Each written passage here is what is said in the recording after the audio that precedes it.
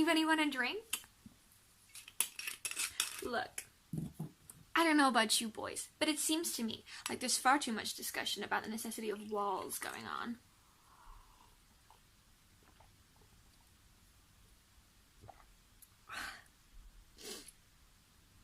Walls are such dreadful things, really. And none more dreadful than that of Hadestown. No, it's not walls that are going to solve all of our problems. Not to wax political, but I'm of the opinion what we really need is a poet. The devil take this Orpheus and his belladonna kiss, beautiful and poisonous, lovely, deadly. In March 2010, Anais Mitchell released her fourth studio album, a concept album inspired by a community theatre project that retells the classical myth of Orpheus and Eurydice. That album and community theatre project is now a frequently sold out and Tony Award-winning Broadway musical that has also had successful runs in London and before that in Edmonton. The official site for the show claims that it delivers a deeply resonant and defiantly hopeful theatrical experience. And okay, cards on the table, I haven't actually seen the show on stage. When it was in London, I did mean to go, but I was oppressed by things like, physical distance, the concept of time itself, and, the most heinous of all, money. But regardless, I want to talk about the defiant hope that you can feel seeping through every note of this album and the show, and what it's telling us to be defiantly hopeful about. And, I want to write about how capitalism bad, and we should all live in fields, screw private property, all land should be common land. The actual physical place of Hadestown, within the narrative, where Hades is king, is about as thinly veiled as you can get in terms of a symbol for capitalism and industrialisation. It represents the absolute worst parts of capitalism, not that there are good parts. The endless toil and work shifts, the shady dealings and contracts, and of course, the wall. In sharp contrast to this is the world up on top, which under Persephone seems to have, at least at one point, been a living and thriving community and seemingly structureless, where everything is shared and all you need is a lyre and a campfire and an open field at night. The parallel to a pre-industrial community is pretty clear. So there is generally a semantic field within the show of nature versus industry. A conflict that is played out in the contrast between the existence of these two very different communities. Up on top, while Persephone is there, her absence seems to reduce the community to one that struggles to get by, but I'll talk more about that later. But while she's there is community, there is art, there is a sense of freedom that is then encroached by the onset of Hades. He takes Persephone away, down to a place incongruent to everything she represents. She has to import wine and drugs to even survive her time down there. And so by doing so, not only is he doing harm to Persephone, but he is depriving the people up on top of her gifts. The up on top we see most of in the show, at the beginning with Any Way the Wind Blows, and later when Eurydice makes her decision to leave with When the Chips Are Down. This version of up on top is without Persephone, and there is an implication that she has been spending less and less time where she is most needed. So, therefore, it could be argued that we are, through metaphor and such, being shown the effects on a small rural community after an industrial capitalist has come and taken their resources away. So they're left with no apparent alternative but to either buckle down, suffer for now, just hope and pray it's going to get better, or sacrifice your freedom and lifestyle and join Hadestown and conform to the oppressive capitalist system. This is a real-world decision that humans have been forced to make for generations. There's no food in the countryside, so you have to go work in the factory sweatshops. Also, just so it's been said, the alignment of the industrial and capitalist with, the actual underworld is not a subtle metaphor. This kind of society is literally killing human expression, freedom, love, and happiness, as Eurydice finds out all too late.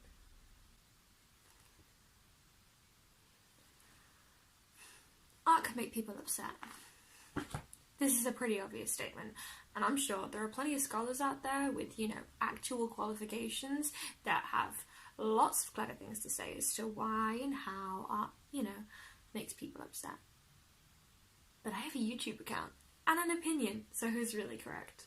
The outrage and upset I particularly want to talk about is where art intersects with the establishment and the establishment of societal values. So I'm going to use the censorship of comic books as kind of like a case study for this. So yes, I'm a woman and I'm going to talk about comic books. So, just leave your violent misogynistic threat in the comments if that's something that upsets you, and then we can all just move along. If you've seen the only film, Spider-Man Into the Spider-Verse, you may have seen this at the beginning of the film. For those of you who are actually cool and normal and don't know anything about comic history, this is the seal of the Comics Code Authority, which is a censorship code established in 1954 in response to government investigations and general public outcry about the moral standards of comics.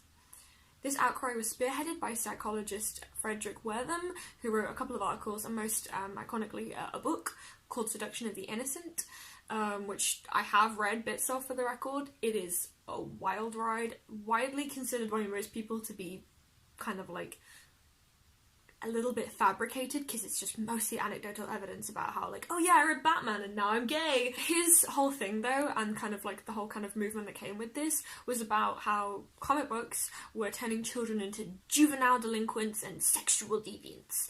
And this code was established as a response to this by the Comics Code Authority, kind of still in place until about 2011, and it kind of all but killed off the genre of horror and crime within mainstream comic medium. It basically killed off the medium in its cradle, because it cemented in the minds of American, and by extension British, because we're always trying to be like the cool kid just across the ocean down the street, that comics were for kids, and therefore they have to be sanitized to meet what is societally approved of as good values for kids. That isn't to say, for the record, that comics back then, or even now, were perfect beacons of diverse and revolutionary thinking. They were as woke as kind of movies or radio plays or books from the time, so, sometimes bad.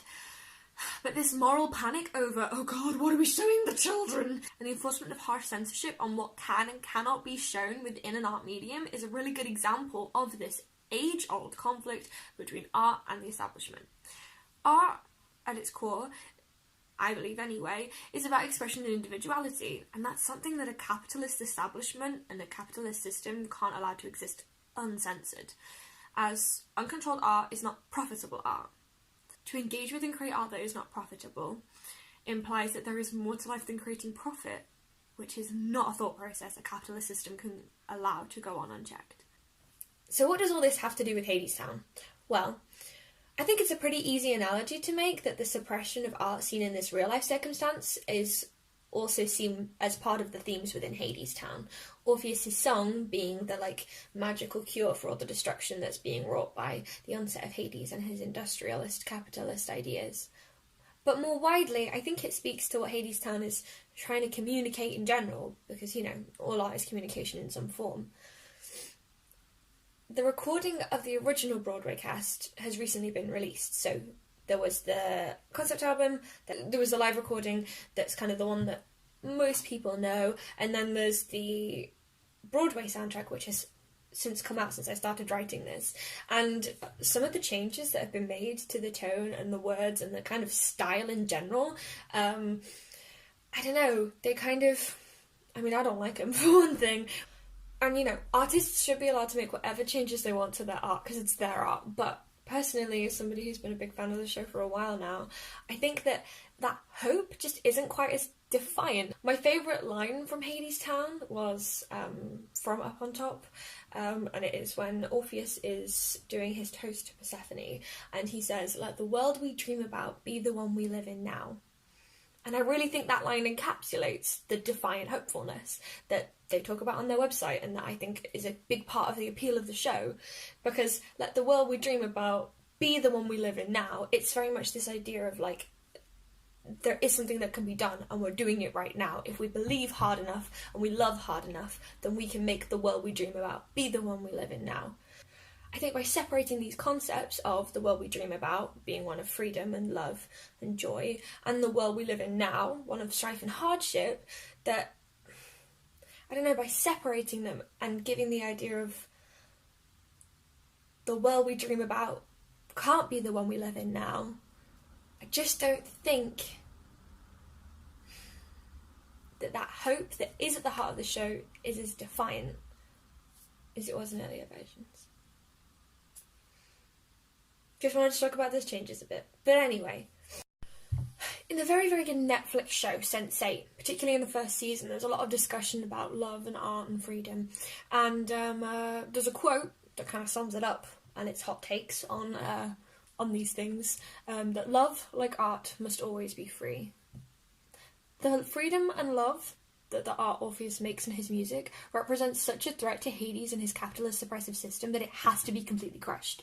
And you can see the fear it evokes in Hades in his Kiss the Riot. What I believe we can learn from studying the way our government has historically repressed non-conforming art, and what Hadestown is trying to teach us, is that to overcome the oppressive systems of the world we live in now, we must place all our energy and our hope defiantly in love expressed through art. And who knows? Maybe one day the kingdom will fall. For a song. Dangerous, this Jack of Hearts, with his kiss, the riot starts. Oh, Dick Grayson sounds pretty homo.